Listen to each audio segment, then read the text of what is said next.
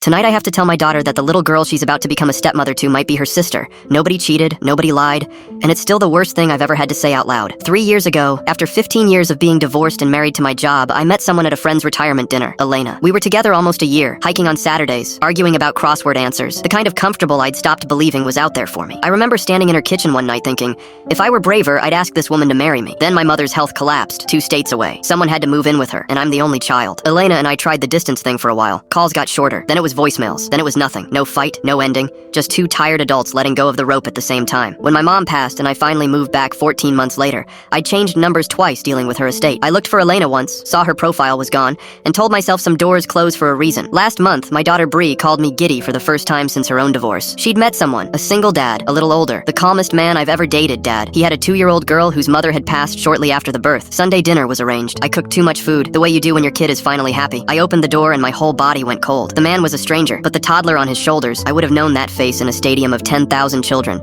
My grandmother's widow's peak, the gray-green eyes that every baby photo in my family has, and when she smiled, one dimple, left cheek only, same as mine, same as Bree's. Then his introduction finished the job. This is my niece, well, my daughter now. I adopted her after my sister passed, his sister, Elna. He said her name and the hallway tilted sideways. Elena had died of complications 11 days after giving birth. Her brother, unmarried, dropped his whole life to raise the baby. The father, some guy she dated before she moved to help him with something, he said. No bitterness, just fact. She never tracked him down. She told me she tried for a while, then ran out of road. She tried. I was in a dead number, no social media hole, wiping my mother's calendar of doctor appointments, and Elena was pregnant and looking for me. Dinner was 2 hours of me performing normalcy while doing arithmetic that landed in the same terrible place every time. The timeline fit like a key. At one point, the little girl, Nora, fell asleep against Bree's shoulder, and my daughter looked down at her with such open love that I had to leave the table and grip the bathroom sink. Because here is the sentence I've been carrying for 4 weeks. If that child is mine, my daughter is falling in love with a man who is raising her baby sister. I couldn't unsay it once I saw it. I stopped sleeping properly. Bree kept sending me photos. Nora in rain boots, Nora reading upside down, captioned, Dad, I didn't know I could love a kid this fast. Every message was a gift and a wound in the same envelope. Last week, I met her boyfriend for lunch, alone,